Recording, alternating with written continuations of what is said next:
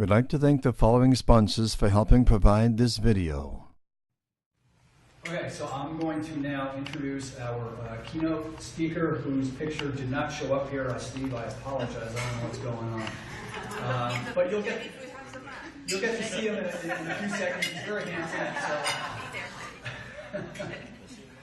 All right, so Steve Davi is the Senior Vice President of Engineering at Cinecorp and is responsible for their overall software product development as they continue to innovate and launch new products. Prior to Cinecorp, he served as Chief Technology Officer at SeaChange International and was responsible for their overall software technology architecture and as head of their software engineering teams for the back office, advertising, and applications. His experience at SeaChange is briefly described in Ken Schwaber's book, Software in 30 Days. Additionally, he's worked at Banyan Systems and Data General. He also mentors startups through the Mass Challenge, Young Kids in Time to Invent, and serves on the steering committee for Project Bread. He holds a master's and bachelor degree in computer science and sits on the Worcester Polytech Global Task Force and Arts and Science Advisory Board to help shape the future of WPI's engineering department. Ladies and gentlemen, Steve Davi.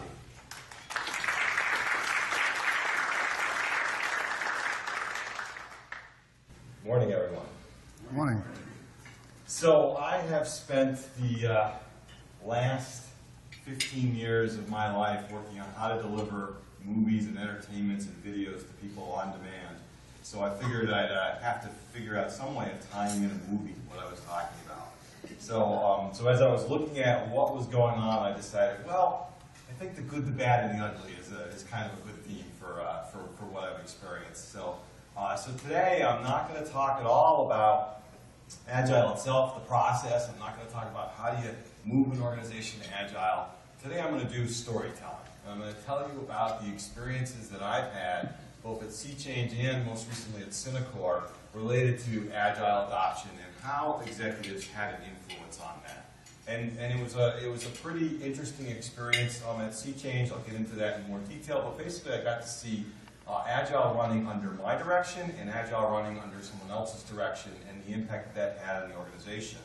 And then most recently, about 4 months ago, I joined Cinecorp and got to see how they were running Agile before under someone else's leadership, and then see the way that things are going now in terms of my leadership.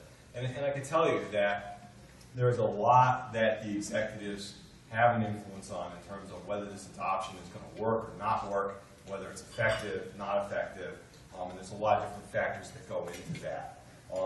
And so, as I was sitting here and thinking about, what movie to use, and also I was trying to think what analogy should I use to help kind of shape how an executive has an impact on the organization. And of course, I'm thinking about this as I'm flying to Buffalo, because Cinecorp is based in Buffalo for now until we get our Boston office open. And I'm spending time on the plane, and I'm thinking, wow, planes, that's a pretty good analogy. I could use that. I could go with that. And so a video that we actually used several years ago when we were adopting Agile at SeaChange compared Agile to building planes in the air. And basically, you do enough work to get the plane off the ground, and then you finish the rest of it while it's in flight. And if you go to YouTube and you look for building planes in the air, you'll see this pretty funny video. And it's a commercial for some company. I don't even remember what the company is. But it's a pretty funny video, right? They're showing how they're strapping people in and building the seats on while the plane's in flight and everything. But that's, pretty well equates to what's going on with Agile, right? You just get something going, and then you just continue to build on it and go from there. So today, the theme of the day is going to be airplanes. And so I'm going to start out by kind of taking airplanes and making an analogy how executives have an influence on Agile, do some storytelling in terms of my experiences at SeaChange and at Cinecorp, and then kind of wrap it up with what I think are the lessons learned from what I've gotten from my experience. So I want to start out initially just focusing in on where do executives have an influence on Agile. Let's frame where it is that they influence what's going on there. A lot of people focus in on the inner circle here of how do we do continuous development? How do we do our daily stand-ups? And they focus a lot on the roles of product owner and a scrum master and maybe some tech leads in there as well too, but a lot of the artifacts that are getting produced, whether it's demos, retrospectives, the events that are happening, and a lot of the focus happens in on there. Not too much focus is seen in terms of what's going on in some of these outer circles. And that's where the executives come into play, especially that most outer circle, where they're looking at, where they're setting things like, what's the vision? Where are we trying to go as an organization? What's the most important things that we should be focusing on right now? What are our priorities? And how do we align those priorities across all of these different teams that we have at the inner circles? What are some of the transparencies that we want in terms of the organization? What are the measurements that we want to see as part of this Agile movement and as part of this Agile adoption? And what are some of the funding that we're going to be able to provide in terms of the money that we're going to give these teams for training, for tools, for whatever they need in order to get done? That's where a lot of the executive influence comes, and it has a huge impact in terms of those inner circles as well too. So if we look at it from the standpoint of an airline industry, what do the executives at an airline industry actually do? Well, they actually set the vision and the mission, right? They decide, here's what we're going to do. So I'm using Southwest here. I have no affiliation with Southwest. I just happen to pick them. They don't even fly Boston to Buffalo, but I just decided to pick them because I think there's a lot of people have a lot of knowledge about them as an organization. But basically their notion, their vision was, we're going to be a low-cost airline, and we're going to provide great customer service. And that's what they said in terms of their vision. And the executives set that. It wasn't the Scrum teams that set that. It was the executives that did that. And they decided, we're going to set our strategy. And our strategy as an organization is we are going to use planes that are all the same model, so that we can get quick turnaround and hence be able to keep our planes in the air, because that's when they're making money, is when they're full of passengers in the air. When they're sitting at the gate, they're not making any money. And so that's what they decided what their strategy was. And that put some boundaries in terms of what the Scrum teams themselves could actually do and operate with, but it was what they decided in terms of the strategy that they were going to do.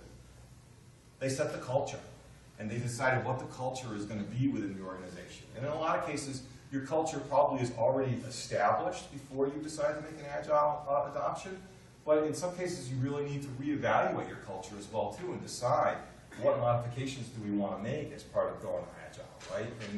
And do we want to still have a culture where people can advance their careers and go to training or do events for the public and help out the community? But you really need to look at the culture of what you're defining. They also decide what are the funds? How much money are we going to spend on this? Where are we going to spend the money? What are the teams, right? Hiring the teams and putting the talent in place in order to get it done. And then they're also defining where we go. What are our flight routes, right? The Scrum teams aren't the ones that are deciding where the plane actually goes. They have a predefined destination. And if Southwest decides they want to add a new hub or a new route, that's something that the executives do. And one of the most important things that the executives do is make sure that once this is set and once these planes are in motion, the stakeholders don't start redirecting flights. So you can't get a call from somebody on the board of directors of Southwest that says, hey, that plane that's going from Chicago to LA, I wanted to go to San Francisco instead, right? And so you know, and think about that. You know, for those of you that have moved to Agile, right? How many times has your executive said, you know, for an in-flight team, we need to redirect them, right? And I've had that case where you've had to abort sprints in your in what you're doing as part of that redirect. But you know, your part as an executive is to really try to make sure that doesn't happen. Back on the ground now, right? So that's what the executives do.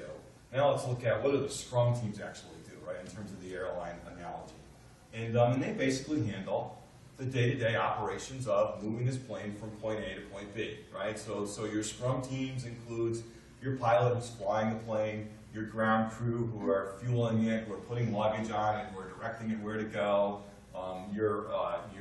you know, anyone who's involved in terms of getting that plane in, getting the passengers and luggage off, getting the new passengers and luggage on, getting it back out to the runway, and having it take off.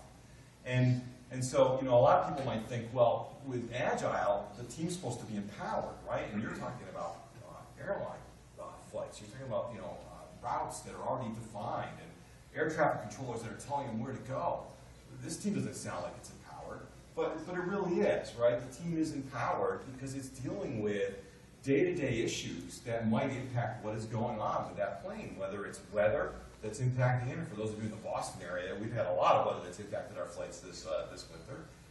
Malfunctions that are happening on the plane, issues that might come up on the plane, rowdy passengers, you know, anything that's going on a regular basis that's kind of disrupting the flow of moving this plane from point A to point B is being handled by that Scrum team.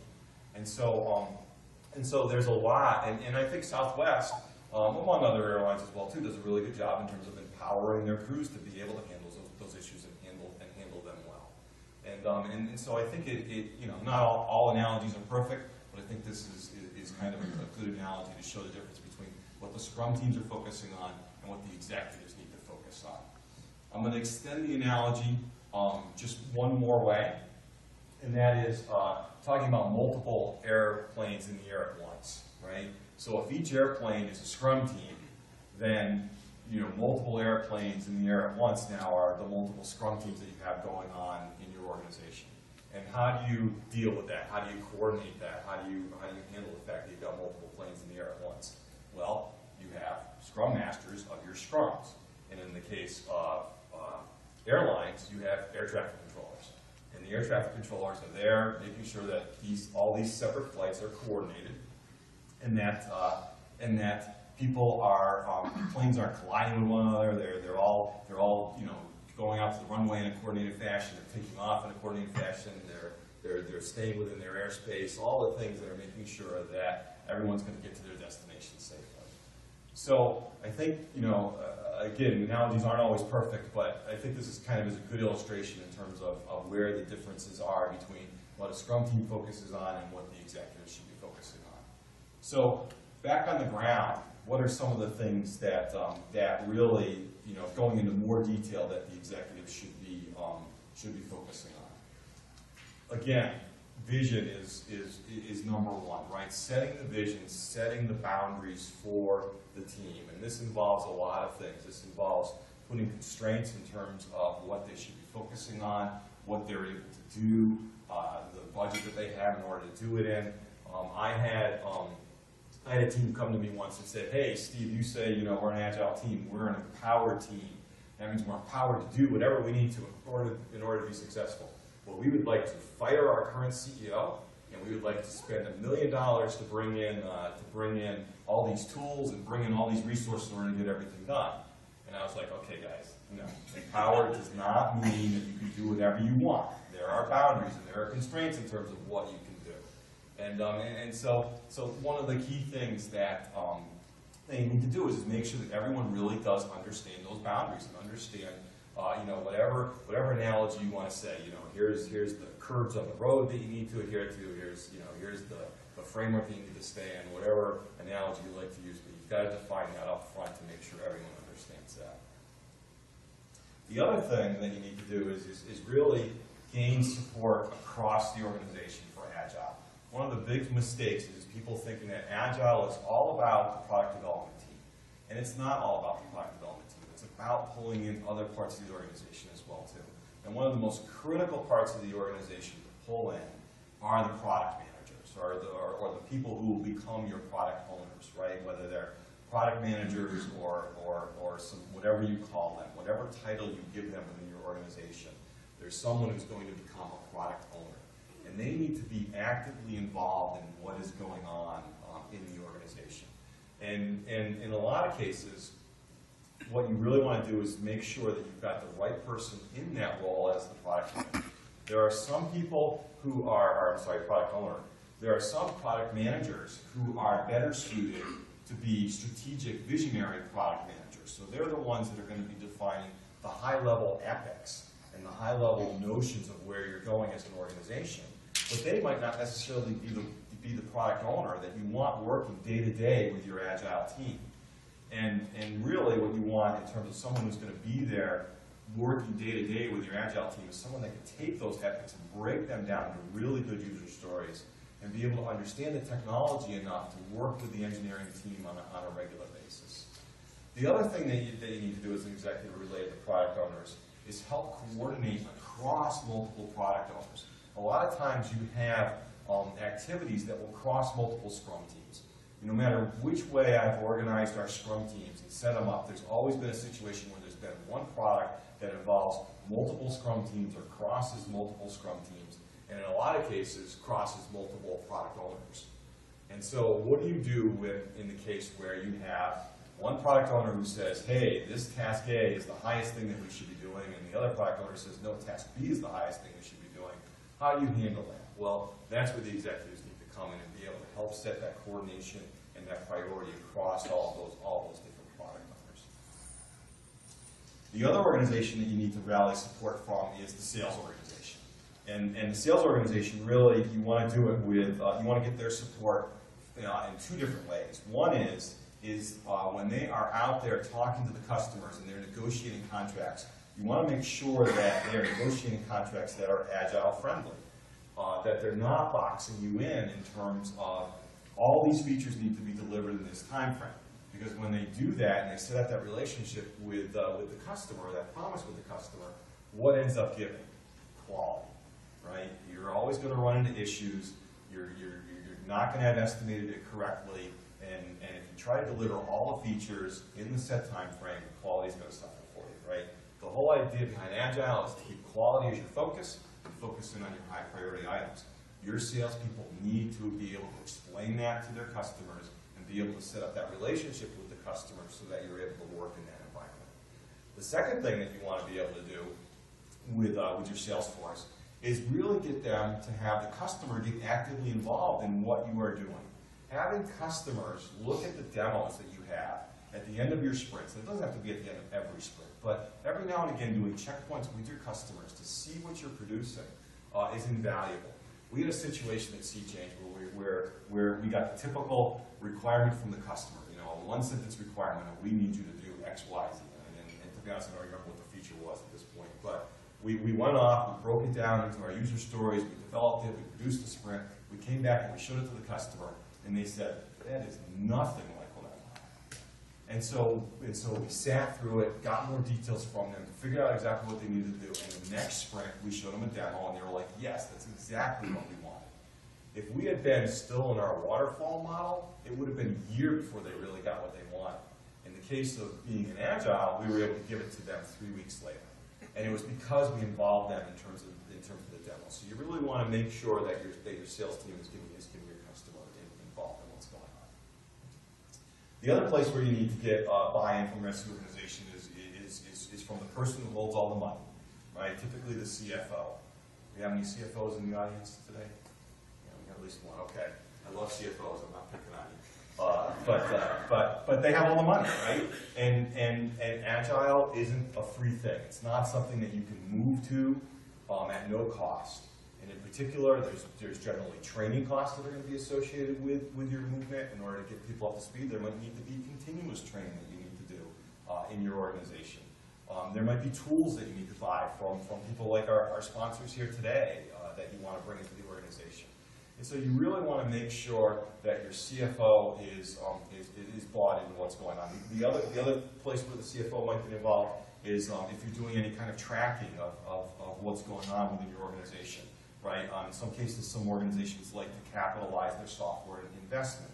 And so that means that you need to be able to explain to your finance organization where you're spending time and money on design, development, and testing, because that's something you capitalize. And so you have to be able to work with the finance department to realize that, wait a minute, when we're doing our sprint planning, we're doing that in story points, but we're actually going to report actual hours to you in terms of what we actually did and worked on. But make sure that there's an understanding of how that's going to work between estimations and actuals that are going to become part of your financial records. The other organization that you need to really gain support from is whoever is setting your reward system up, whether this is HR, whether this is the CEO, the executive staff, whoever is defining the goals for the organization. Because the goals for the organization have to be team goals. The whole idea behind Agile is that the Scrum team is empowered and held accountable. And you can't have individual goals that might conflict with the goals of that Scrum team. Otherwise, you're going to start putting people in conflict with each other. And so if you start giving QA goals that are different from development goals, but you want the two organizations to work together in your Scrum team, you're going to run into problems. So you have to make sure that the goals are aligned across the organizations. The other thing that you have to do is really work with everyone across the organization to make sure that you have this culture of openness and trust. The whole, one of the benefits of Agile is the fact that you have all this transparency in terms of what's going on in your organization. If you don't have a culture of trust and openness, then you're not going to get that transparency. People are going to start hiding things, right? It's going to start turning into the environments that you might have had before Agile, where it was just status reports that are coming out, and who knows what those status reports really were reflecting in terms of reality. Agile gives you this transparency because you're seeing everything that's going on with the burn down charts, the user stories that are getting completed. You're seeing the demos, and if people start worrying about having to fake the demo because someone's going to get mad at them if they fail to sprint, or if they start worrying about I need to start faking numbers here because we're getting measured on our velocity and getting rewarded on our velocity, you're going to start running counter to what you really want to get out of Agile. So you have to make sure that you have this culture of trust. And trust is hard, right? I mean, as many of you know, it's very hard to build up and very easy to break. And so you just have to keep an eye on this as you're going through the Agile process. The final thing is you really need to hold the teams accountable for making sure they do their planning. There are a lot of misconceptions out there about Agile, about the fact that, hey, we're Agile, we don't need to plan, we don't need to document, there's all things that we don't need to do, and they're all false, right? Agile requires much more discipline in terms of planning and in terms of documentation than any of the other models, because you're constantly updating it and constantly going back and reevaluating it. But you have to hold the teams accountable for actually doing that, right? You can't let a team say they're done if all their documentation's not updated. You can't let them say they're done if their plans haven't been updated. And so you really want to make sure that they're doing their planning and finding the right balance for this. I'm going to talk about this more in detail later. But you have to really find the balance between over-planning, which is going to turn them back into a waterfall-type model, and under-planning, where they're not doing anything. And you have to keep a constant balance on this. So one of the things that you really want to think about as an executive is what are some of the measurements and metrics that you want to have related to planning and related to the Scrum deliveries. So that's kind of an overview of some of the things that I think the executives need to be looking at in general in terms of what's going on in an Agile organization. Now I'd like to get to my storytelling portion of it and really talk about two experiences. One experience at SeaChange and the other my recent experiences at Cinecorp. So SeaChange is a company based in Acton, Massachusetts here. They've been around since 1993. I joined them in '97 to start building their video-on-demand product. How many people here have used video-on-demand through their cable operator or through something? Yeah, good. I like to say that SeaChange, we changed the way you watch television by making that stuff available to you. They're the self-proclaimed global leader in multi-screen video, and one of the largest software companies worldwide. I don't know if either of those are true, but that's what the marketing people say, so I'll go with it. I do know that in 2011, we delivered, SeaChange delivered over 6 billion on-demand streams across all of our systems worldwide. And if you think about it, the world population at that point in time was about 6.9 billion.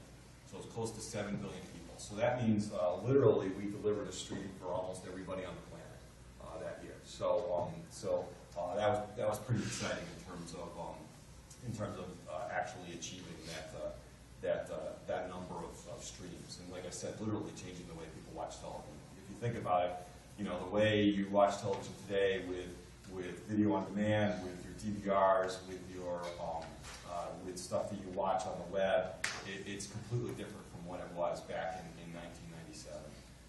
In fact, there was there was a news show the other day that was showing Brian Gumbel talking about the internet several years ago and didn't know what it was, and was trying to have somebody explain it to him. And we've just come so far in terms of what we're able to do with our entertainment on demand. SeaChange delivers their video through MSOs, through people like Comcast, Cox, Charter, Verizon, Time Warner, any one of those cable operators. What we did not do is we did not produce the interface that you see on the TV. This is an ugly interface. It's one of the reasons why we're only doing 6 billion streams and not doing 20 billion streams. But I think some of you who have used on-demand are probably familiar with that menu. And when we moved to Agile, it was across the entire organization. At that point in time, we had 250 people in the organization in engineering that were a combination of software developers, QA engineers, tech writers, experience engineers, project managers, etc. And we were split across Acton, Massachusetts, London, Eindhoven in the Netherlands, Manila in the Philippines, Shanghai in China, and Pennsylvania, in Philadelphia, Pennsylvania. And so we moved a large number of people, 250, in multiple locations from what we were doing before, which was more of a waterfall kind of iterative process, over to Agile. And so let's go into what was the good, the bad, and the ugly about all of that. So before 2006, which was when we started making the move to Agile, we were doing, like I said, waterfall iterative development, and we were falling into the same trap that many of you who have done software development for years probably were falling into. We were getting to the end of the schedule, and we realized that we had 100% of the features done 80% of the way. And so at that point in time, you're getting towards the end of the schedule, what do? You got two choices. You either slip the date out, or you decide to ship it with poor quality. And in a lot of cases, because SeaChange was trying to do land grab and trying to win customers over, we were picking the ship it and get it to the customer on time and suffer through the poor quality. And then just about 2006, around that time, we started shipping to some customers that were not tolerant of the poor quality, and they started really beating on us in terms of telling us that we needed to improve our quality. And so, we started looking around and decided, well, how are we going to solve this, right? We tried, other approaches for many years to try to push back on the commitments that were being made, to try to think of ways to do better testing, more thorough testing, ways of improving quality as part of the engineering process. But we weren't really getting there in terms of really getting that the main goal accomplished. So about that time, we were doing a new product. We were launching a new product. And we decided with that new product that we were going to try this thing that was new to us, which was the Scrum development process. And so it was a small team. The summer 2006, we started working on that project. That team, went through learning what Scrum was all about and going through the process of learning how to do really effective demos and retrospectives and how to do your planning so that you really could get things done within the sprint time frame that we had defined. And the team ended up working on that really well and learning it really well. I liked what we were getting out of it, in that we were able to very rapidly adjust to requirements that were coming in and changing. I liked the transparency that I was seeing in it, liked what was going on in terms of the predictability of it. The product itself ended up being a complete failure. We were trying to do social TV in 2006, and if you remember, that was like the MySpace time period, and Facebook was just starting to take off a little bit there, and we were trying to do it using laptops on people's desks or on people's laps in the living room while they were watching TV, and it just wasn't, it just didn't take off in terms of what was going on. It was too early in the market, which actually ended up being a good thing for us. Because when the product failed, what we decided to do was take the team who had executed Scrum really well and spread them throughout the rest of the organization. So there was really two things that we did as part of the Agile process. One was the spreading of this team. The other was we used my staff, which was made up of directors, created a Scrum team out of them, and decided in our mission of our Scrum team was to figure out how are we going to roll out Agile within the organization. So we actually had a product owner. I was the product owner of that Scrum team. We had people rotate through being Scrum Masters through different sprints. I created the backlog, prioritized in terms of things that we needed to do. They worked on it. We did demos. We did retrospectives. We went through the whole process, and through that all, my staff got to learn what it was like to be a Scrum team. So then we could, as we started rolling it out, they understood some of the issues that their Scrum teams were going to run into as well too. And so from there, we decided to, 2008, we decided to roll it out to the entire organization. And so as I said, we rolled it out to the 250 employees within the engineering organization at that point in time. And then I also started working with the other organizations that I mentioned earlier, right? Working with HR, sales, the product management team, with finance to help them adopt it as well too. And we really started seeing a lot of the benefits of that very, very quickly, right? We started seeing where we were able to produce better quality software. At first, our salespeople didn't like it, and our product managers didn't like it, and our customers didn't like it because they weren't getting all the features that they wanted. But they were getting good quality software, and they were getting the most important features. And that was the key that we kept emphasizing to them. And the other thing is that the customers started seeing that they were seeing a benefit because then they could start having an impact in terms of what we were doing. Right? So I gave you the example earlier of where we did something wrong and the customer was able to redirect us. But there was other cases where they were able to have influence on us very quickly over what we were prioritizing and what we were tackling. So you know, it was all good. Everything was going good. So where did the bad come in? Well, the bad came in about 2010. C-Change decided to switch as an organization. And this kind of shows the influence that executives have on what's going on in the Agile process, right? You know, 2006, working well for us. 2008, spread out to the entire organization, working really well for us. 2010, we're clicking on all cylinders. It's all going great. And then the CEO decides that instead of being organized functionally, we're going to organize based on product lines. So we're going to have GMs, and we're going to be organized that way. And so they decided we're going to split up the engineering organization, spread it across all these different GMs. And they asked me, Steve, what role do you want to be? You know, which group do you want to go manage? You were managing all of this. Which smaller group do you want to go manage? And I said, well, I don't want to go manage any smaller group, right? I think what I really want to do is be the person that coordinates across all of these groups. And so that's when they said, okay, Steve, you're our CTO. Well, because now I'm CTO, now someone else is running each one of these groups, each one of these engineering groups. And so the management of that engineering group, the VP and at the director level, changed pretty significantly. And the way that Agile was being implemented changed pretty significantly as well too. Suddenly they stopped doing release planning, and there was no planning. It was just going from sprint to sprint to sprint, tackling high priority stuff, but in a lot of cases not getting enough continuity to actually finish anything. So they would start focusing on this, and they would build kind of a demo version of what we wanted to do, and then suddenly they were distracted in building something over here and never got to finish that. And there was a lot that was going on in terms of individuals getting rewarded as opposed to teams getting rewarded. There was a no culture of trust. There was trust that was getting broken across all these different groups in terms of dependencies they had between them, and in terms of trust between the executive team and the Scrum teams. And so what really ended up getting bad is that by 2012, there wasn't a new release made. From 2010 to 2012, not a single release went out in terms of new products. There were small incremental releases that were going out, but there was nothing new in terms of major products that were going out. So in 2012, they said to me, Steve, you can't be CTO anymore. You got to come in and you got to fix this problem.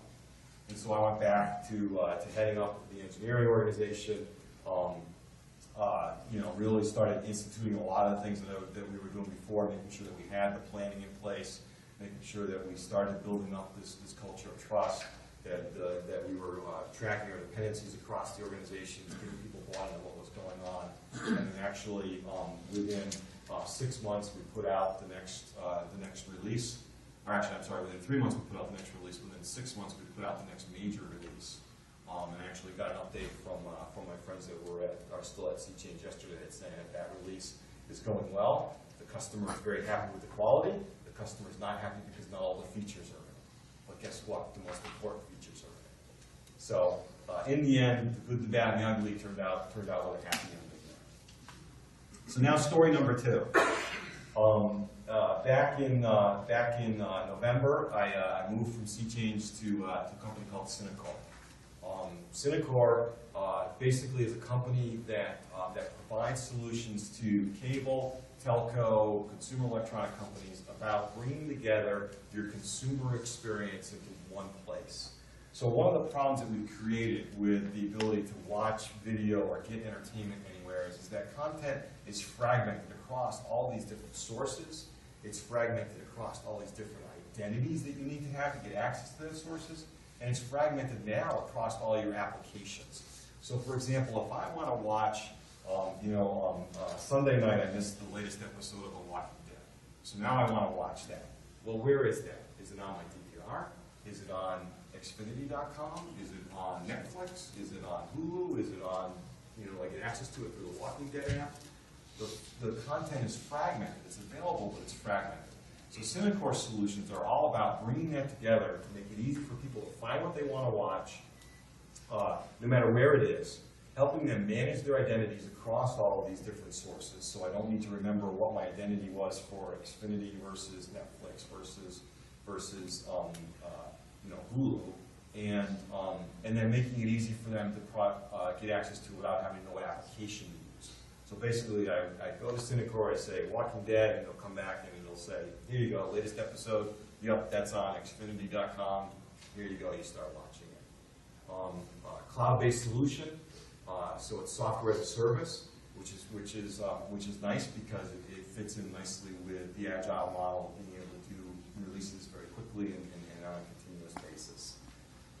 They have today, in terms of the web pages that we have, the applications that we have, Cinecorp gets about 20 million active users that come to its sites every month, and do billions of ad impressions every month as well too. That's where the money's generated from. So when I joined in November, they had been running without a VP of engineering for almost a year in terms of nobody leading that organization. The prior VP had come in. He had instituted Agile. It wasn't working well. The executives didn't like what he was doing. They decided to let him go. And then because they're based in Buffalo, they were having a hard time in terms of finding talent. And so they decided they wanted to expand, and there's a Toronto office that we have, as well as a New York City office that we have, but they weren't able to find someone to run the organization they were really looking for. In September, they decided to expand their search into the Boston area, and that's when they hired me. And so I came in November with the task of fixing their Agile process, as well as expanding into the Boston area with a new office in the Boston area. So what was the good, the bad, and the ugly in terms of the Cinecorp story? Well, the good part of it is that it really does fit what they're trying to do as an organization, right? Like I said, software as a service. They're able to do releases very quickly on a regular basis. They're constantly able to update it. They understand how to test it, and there is support at a high level in terms of the executives supporting what's going on with Agile and within the engineering organization as well too. The bad part is that they were making a lot of mistakes in terms of how they were implementing Agile. One thing was that because there was no one really leading the engineering organization, they weren't doing any kind of consistent planning, any kind of consistent roles, artifacts, events. None of that was happening. So there was one team that was doing Agile really well. They had a good cooperation with their product owner, a good Scrum Master. They had a well-groomed backlog. They were doing demos. They were doing retrospectives. They were actually making changes based on their retrospectives. They were doing everything right. That was one team. That was it. The rest of them didn't have, some teams didn't have Scrum Masters, some teams weren't doing demos, some teams didn't have backlogs, some teams weren't doing retrospectives, some teams were doing retrospectives but ignoring everything that was said in the retrospectives. And so it was, you know, it was chaotic, and it was bad in terms of everything that was going on. And so what did that cause? It caused quite a few things. But you know, the two main ones that I'll highlight was, one was a lot of firefighting. Because there wasn't any planning, it was constantly shifting attention and resources around. Suddenly this thing that just came in was the highest priority item within the company. And so, you know, we had to go get it done, and people would go focus on it and actually get it done, forgetting the other things that were already in flight. So, you know, activities in flight were getting aborted in order to go work on this. And a lot of it was because the executives didn't have an understanding of what was the engineering capacity and how, and adding this new thing, what did that mean in terms of, did I have capacity to take that on or not take it on?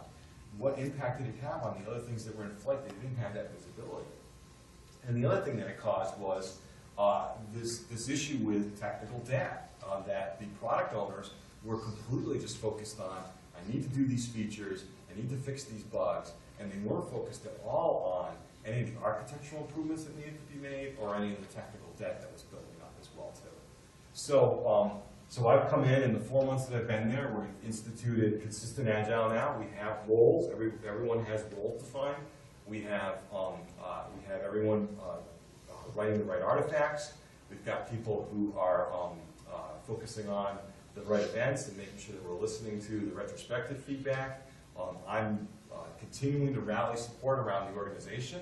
The main place of angst for me on a daily basis is my product owners. I don't think that's unusual for people who have had Scrum experience in terms of getting them actively involved and making them understand what we're kind of doing and what we're trying to do. But things are definitely getting better. So hopefully, you know, in another year, when our Boston office is up to 40, 50 people here, and things are kicking on all cylinders, I can come back and give you an update in terms of what's going on there. But we'll see what ends up happening there. So, you know, what are some of the things that I've learned along the way in terms of how to deal with Agile from the executive perspective? And I use this diagram internally, but I'll have to credit my friends from Raleigh for showing me a much nicer diagram to illustrate what I'm trying to show here. And so you should go take a look at this panel. But basically, what I'm trying to show here is that a lot of people focus in on the sprinting itself, and what are we doing on a daily basis in terms of the sprints and doing the planning and getting the team committed and you know, looking at our burn down and everything's going on there, doing the demo, doing the retrospective, and a lot of focus ends up going there. But there is a lot of work that needs to be done beforehand, before you're even ready to start sprinting. And that's what this is meant to illustrate, right? There's a discovery phase here where you're really trying to figure out what are the epics that we're trying to tackle, what's the right priority in those epics that we're trying to tackle, what is our high-level notion about how long it's going to take in order to do this. You know, kind of what I call the t-shirt size effort in terms of scoping this activity to understand, can we really accomplish this in the right market window for what we want to do? Part of this is producing a high-level architecture as well, too. And part of it is producing a high-level plan in terms of what are we going to tackle in each of our sprints, roughly, in order to get to our goal. Now, some of you might be thinking, gee, Steve, this sounds really waterfall. But it's not, right? I'm really talking about a very lean approach here, very lean approach in terms of what you're putting together for your epics, what you're putting together for your architecture, what you're putting together for your plan, because all of that gets fleshed out here in terms of your sprints and what you're doing on a regular basis. But the key is you need the boundaries in order to really make sure that you're being effective in terms of your sprint. That's going to change, whatever you put over here, whatever you define in terms of your epics, in terms of your priorities, in terms of your architecture, in terms of your release plan, it changes over here. It changes constantly over here. But you need that in order to get started so that you can really be effective, right? Otherwise, what you're going to see is you're going to see your sprint teams doing that as part of their sprints. They're going to say, hey, well, you know, this first sprint, we really can't figure out what we want to build, so we've got to do some investigation to figure out what we're going to build. Or we've got to do some architecture because because we need that in order to frame what we're going to build. And so you're going to end up doing it as part of your sprint process anyways. And that might be, you know, something you want to do anyways, right? We do that on a regular basis as well. Use the sprint teams to actually do that. But the key is making sure that you do have these things in place before you start getting into effective sprinting.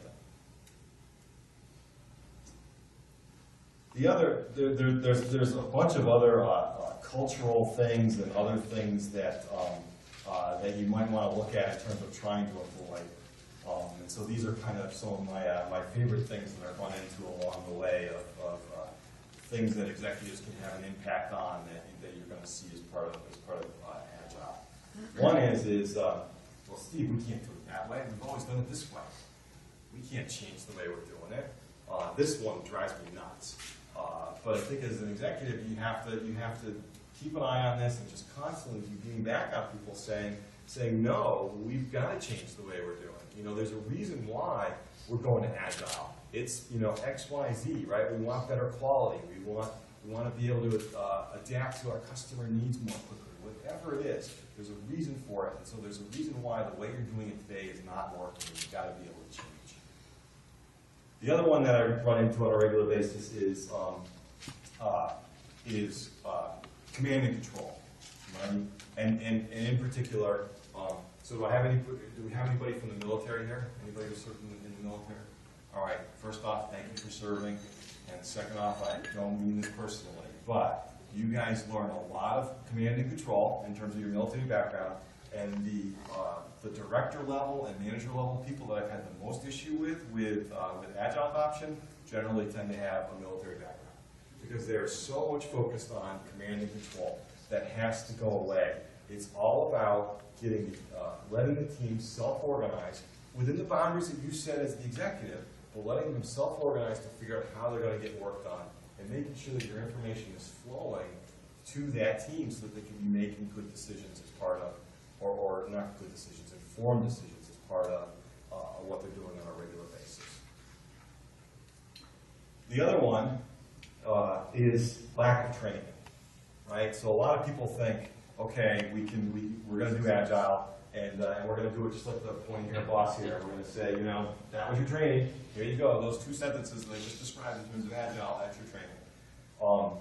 Training is something that you just have to do on a regular basis. Now, Sea Change at Cinecorp, we've tackled the training in two different ways, right? With Sea Change, we went after doing the internal training with people focusing on that in terms of spreading the word around internally. With Cinecorp, we're bringing in external training because we really need we need to get people moved over and doing it more consistently very quickly. So we're bringing an outside firm to help us train our product owners, train our scrum masters, coach them on an individual basis, because it's something that needs to happen in order to accomplish what we want to do in the time frame we want to accomplish. So I would encourage you to make sure that you're looking at training and what you really need to do there. The other one I mentioned earlier was team rewards, making sure you've got your team rewards set up as opposed to your individual rewards. The other one is unrealistic expectations. Realizing that unrealistic expectations are going to lead to shortcuts, they're going to lead to continuous firefighting, they're going to lead to technical debt, and you really want to make sure that you're avoiding all of those. My advice here is focusing on lean portfolio management, right? I'm a big supporter of the lean mentality. I think it's the right way to go in terms of making sure you got the priority and approach to your problems, and I would encourage you to tackle that in order to avoid unrealistic expectations. This diagram, you probably can't see it all that well, but that is a brain up there on top of that shift, because going to Agile, you have to realize that it is a cultural shift. It is not all about just changing the developers. It also is about ensuring that there's a shift in thinking and behaviors at all levels of the organization, and across all groups of the organization. And so you want to focus on that as well too. And then Steve mentioned this earlier. It's not a silver bullet, right? When I started with Cinecorp, I asked the CEO, so why did you guys go to Agile? What was your goal in going to Agile? He said, oh, it was going to improve our productivity. And I laughed and I said, no, Agile is not going to improve your productivity. Agile is going to improve your ability to adapt to the changing requests and requirements, but it's not necessarily going to improve your productivity. And so you really need to make sure that that you've got, that people aren't viewing Agile as it's going to solve all of our problems. No, it's going to solve certain problems. It might help improve your productivity. It might help improve your efficiency because you've got teams working together and doing that in a more efficient manner. But you want to really make sure that you're in alignment in terms of how your executives view what's happening there. The next level down, though, right? So that was more kind of what the executives need to avoid. What kind of advice can you give to your directors or to your managers in terms of Agile? One of them is over planning, right? Don't, like I said earlier, find this balance between over planning and not updating your plan. You really got to keep the plan up to date with new information as it becomes available, but don't have them, want to create this perfect plan that's not going to change. The plan is going to change. Day 2 of creating that plan is going to be different. And make them realize that, and make them realize that it's okay, and that you just want to keep updating it. The second thing is the people who believe that tools can solve everything. All right, tools are great. Some tools are really necessary in terms of helping you with the tracking and the visibility and stuff. But a lot of stuff can be done without automated tools as well too.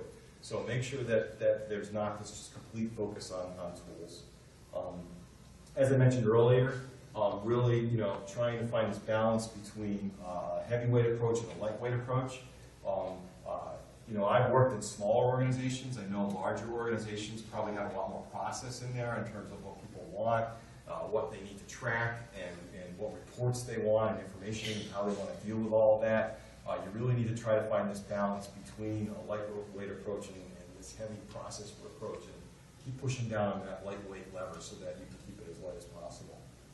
The other thing is making sure you've got the right metrics, right? Making sure that your teams are tracking the right metrics to get the behavior that you want. If you're tracking velocity, then track how a team is improving on their velocity in that team. Don't start comparing one team to another in terms of velocity. There are good competitions that you can set up between teams in terms of improvements, but be very careful that you don't start driving behavior that you don't want. The other one is making sure that you find your balance. As I talked earlier, a lot of product owners really want to focus in terms of features and bugs because they have value in terms of what the customer actually sees. But there's things behind there in terms of architecture and technical debt that you need to pay attention to as well too, and you really need to find a balance. So one of the things, because Cinecorp was so much focused on this, and there was no focus on this, and very little focus on this, what we've instituted now is that each release is going to have a 50-50 split between these two columns. Find that balance for whatever is right for your organization in terms of what it needs to be on those, and make sure that you enforce that. And then the other part of debt as well too is testing debt. In a lot of cases, people are working well with their Agile teams, their engineers, and their QA people are working side by side. The engineers are doing unit testing, they're jumping in and helping out with some of the testing the QA people can't get done. It's all working really well, and then suddenly you get to system test. And now, what do you do? You've got people focusing on system test, but your developers aren't really sure what they should be focusing on. Make sure you're constantly keeping an eye on what your testing debt is, and really figuring out how do you balance what's going on in terms of accomplishing all the testing that you need to do. And so then, finally, I think, executives can have an influence on this ultimate user story, right? Having an organization that can adjust to the priorities of your customers, be able to, build products that are great products that meet their business needs, and at the same time be able to make a profit and be a successful business. I think you just need to stay focused on what the executives can have influence on in terms of the vision, in terms of the strategy, the visibility and the metrics, the funding, et cetera, and make sure that the executives really rally support across the entire organization for your Agile effort. And with that, I will open it up to any questions.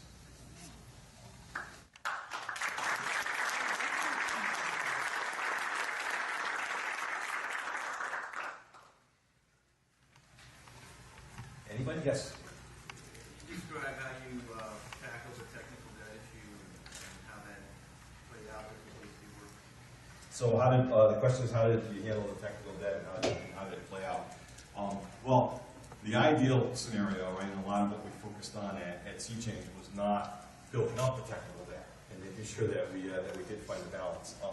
What you really need, what it really comes down to is making sure that you've got a good relationship between your product owner and your Scrum Master and or engineering manager, so that the backlog items that the engineering team is putting in are getting prioritized correctly. Because the engineering team is going to put in the backlog items that say, we need to fix the shortcut that we did in the last sprint, or we need to address the security hole, or we need to add a SOA interface to our component, because it's something that needs to be done in terms of our architecture, because it's going to make it, you know, whatever, more reliable, more extensible, easier to deploy, whatever it is.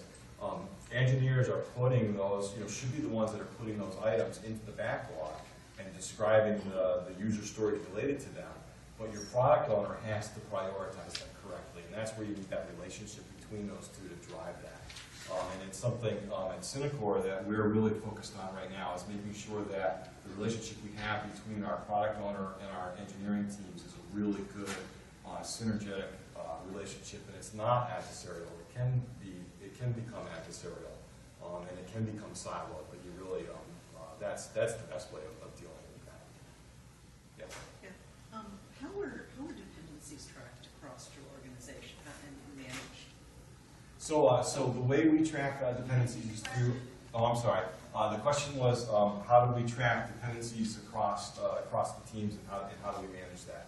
So the way that we track it is through that release plan, right? The plan that describes, you know, here's roughly what we're going to tackle. You know, here are the rough epics that we're going to tackle in each of our sprints. That plan also keeps track of the dependencies that we have and the risks that we have. And that plan is updated on a weekly basis so that everyone can see what's going on. And then if we have a whole ton of dependencies that exist between different Scrum teams, generally what we'll do is we'll create another Scrum team. So we'll create a Scrum team that will track or be a scrums of everything that's going on across the various teams. Yeah, that actually went to my other question there, which was who manages those dependencies? Who pays attention to them? Yes, so the question is who manages those dependencies and pays attention to them. So I like saying everything in terms of Scrum roles. So it's our Scrum Master that does it, our Scrum Master of our Scrum of Scrums who does that. Generally, though, our Scrum Masters for our teams that have developers and QAs are technical people. So they're either someone from the engineering team or someone with a good, solid technical background. In some cases, our product owners are our Scrum Masters because they're really technical. For the people who are Scrum Masters of the Scrum of Scrums, they tend to be more of our project manager type people, project coordinator type people, program managers, whatever they're called in your organization. Yes? I'd like to extend on that previous question, and it may have been on your chart. It was kind of hard to see from back here.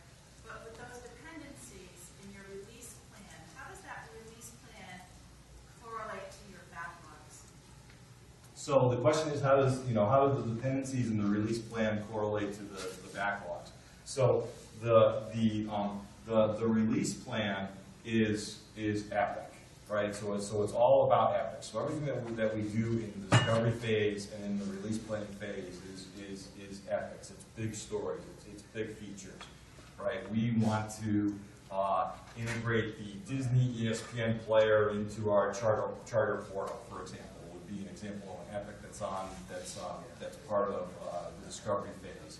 And then even that epic might be broken down into, okay, in our release plan, we need to do in this sprint authentication integration, we need to do video player integration, we need to do set up a portal interface, whatever, and that'll be the level that the release plan is at.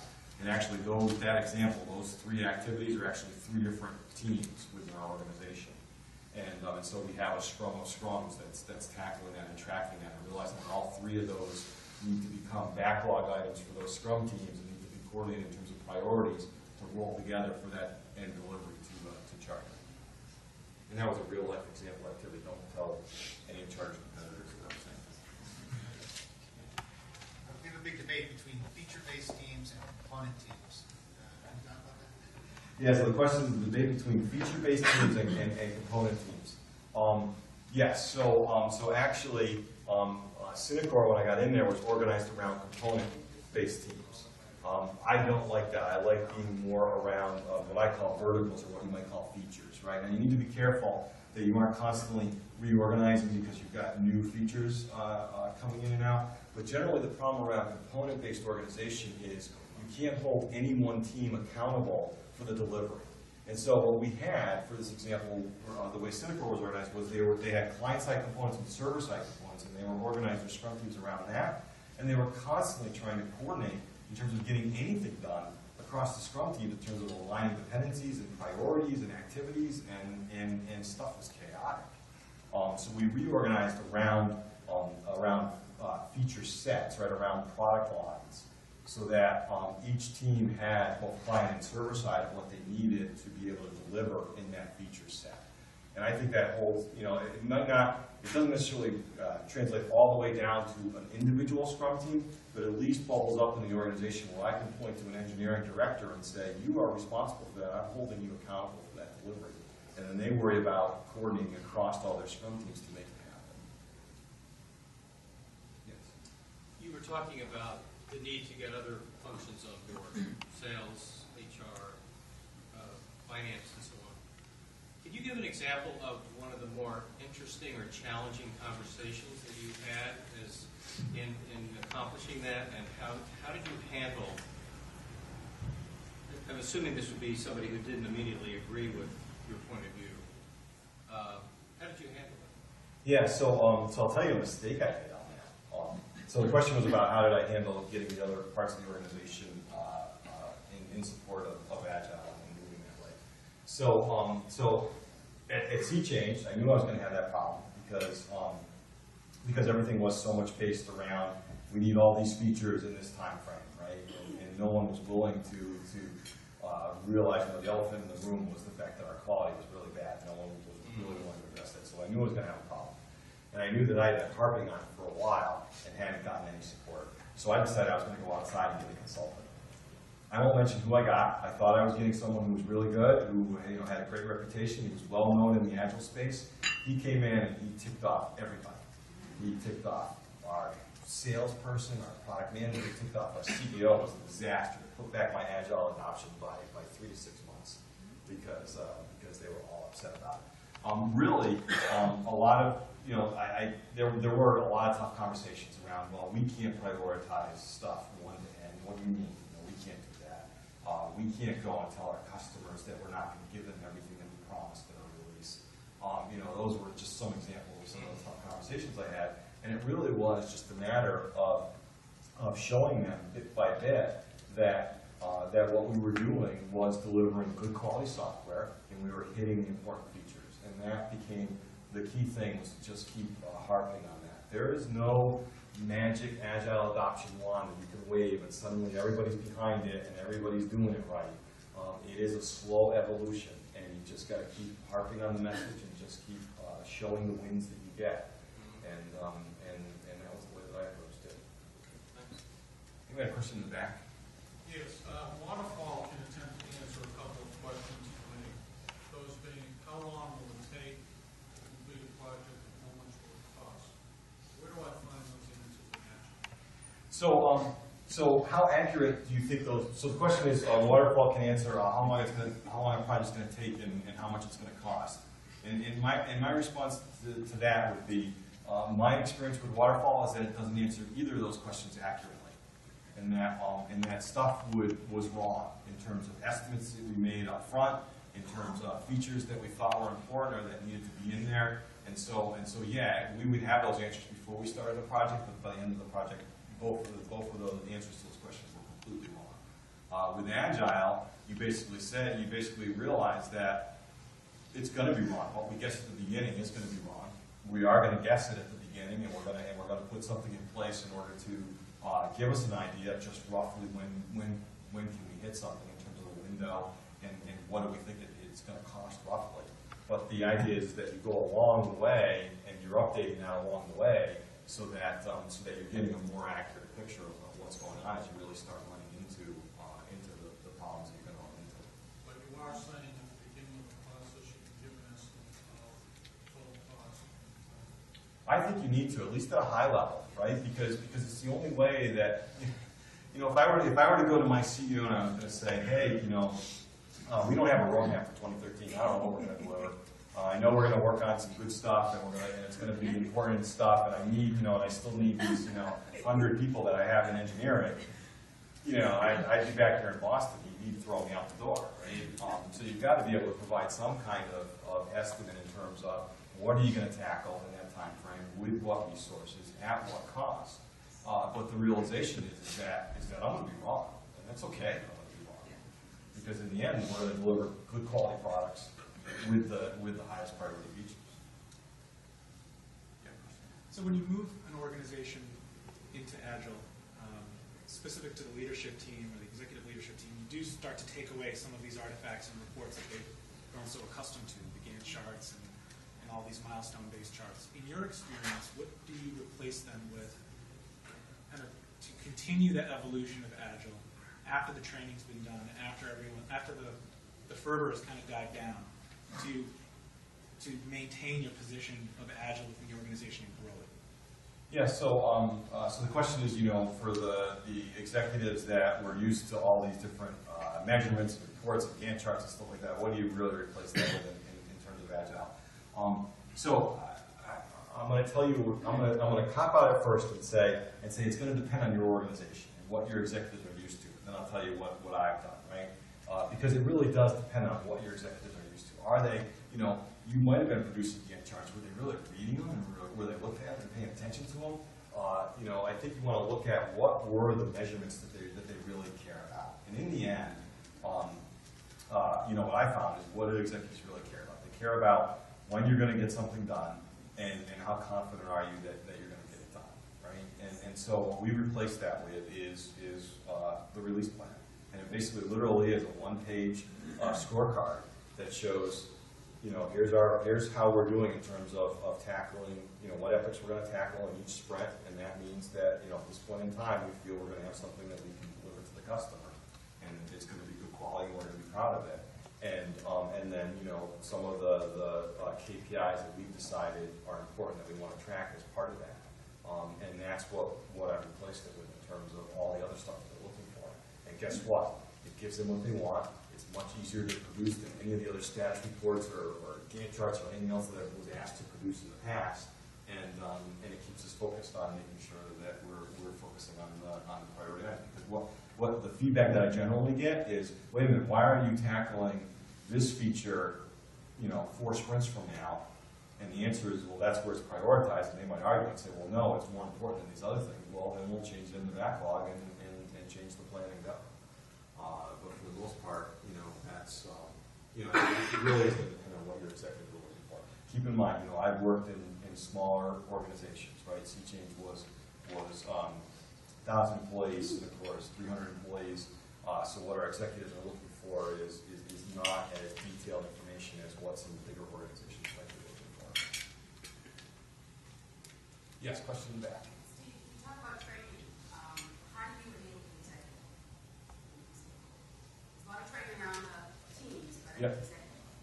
Yeah, so what I've done, well, and so the question is, how do you know, in terms of the training, how do you train the executives, and how do you get the stakeholders brought into that? So what I've done is, because of my failure that I was talking about earlier, in terms of bringing outside help in for that, I've handled that all internally. I've done the training with the executives and the constant communication, and executives, and I am an executive, so I can say this without insulting anybody. We tend to have ADHD, right?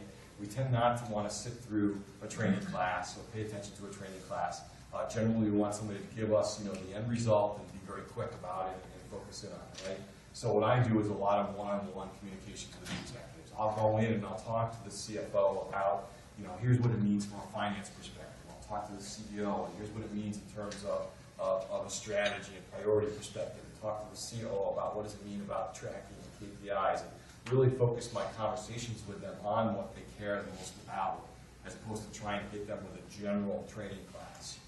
You know, I'll generally explain what Agile is, the benefits, how we're doing it, how we're organizing it, what are the key things, but I do a lot of that just one-on-one.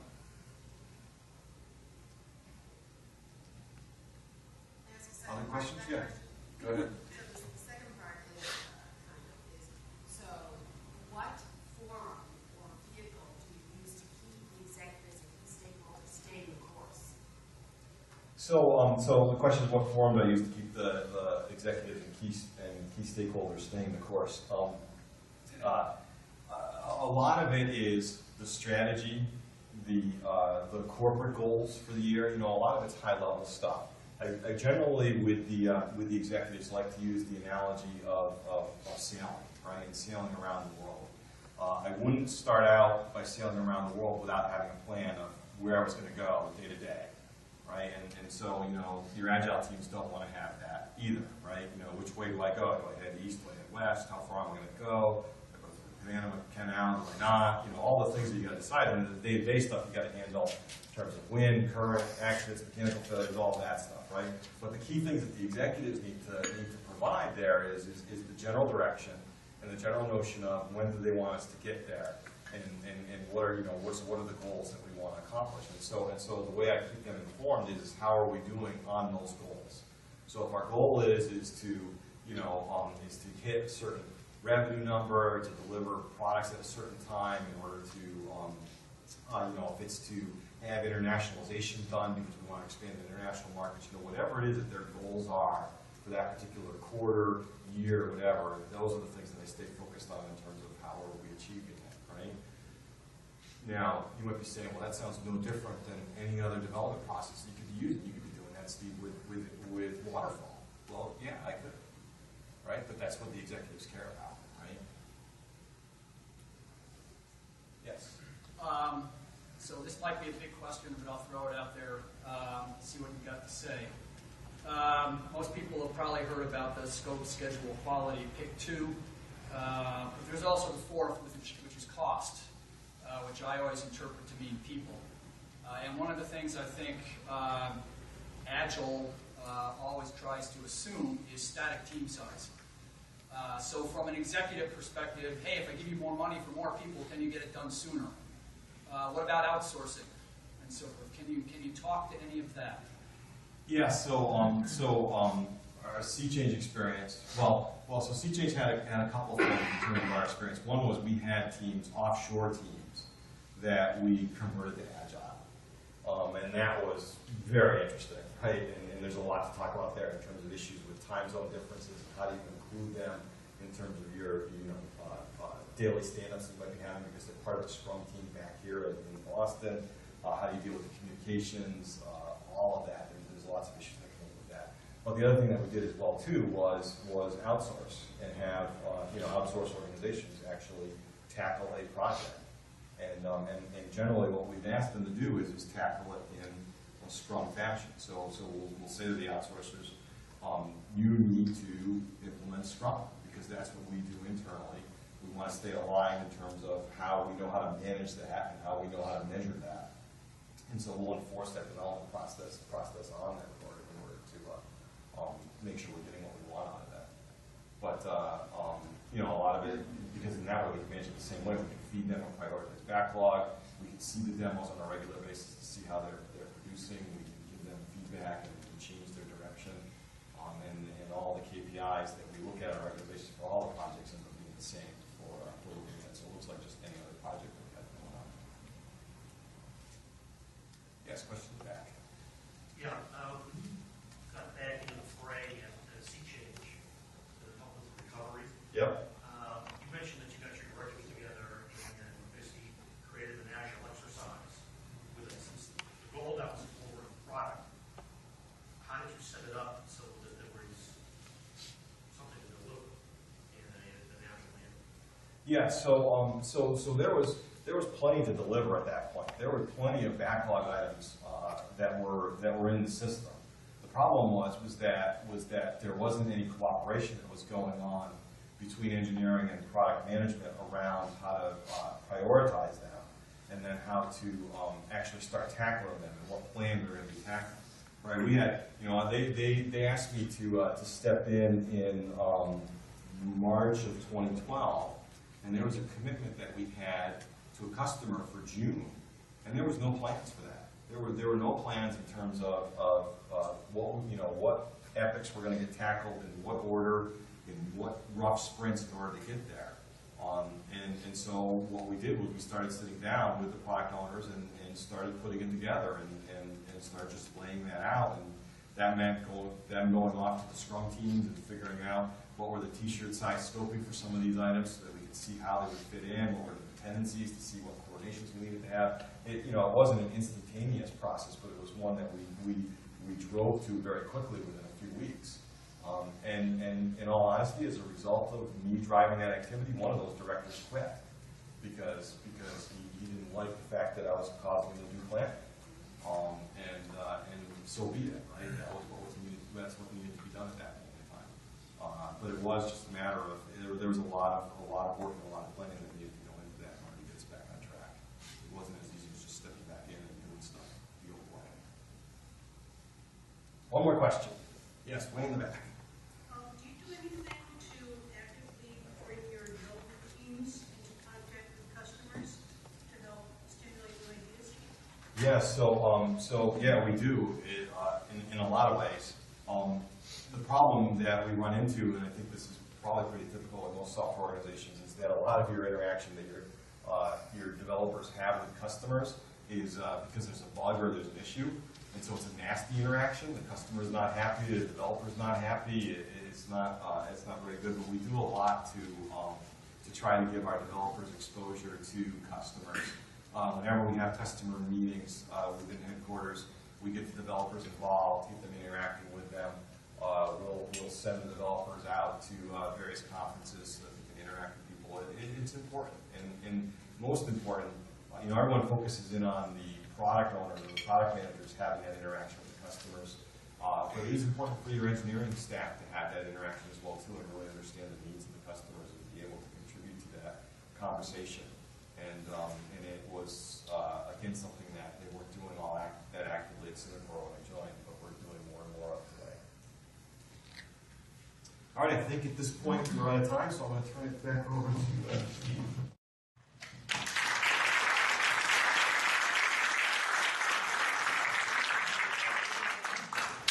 All right, thank you, Steve. Really appreciate it. Good things happening there. I hope Steve will be sitting in on the panel discussion, which is coming up, and you'll get a chance to ask some more questions there.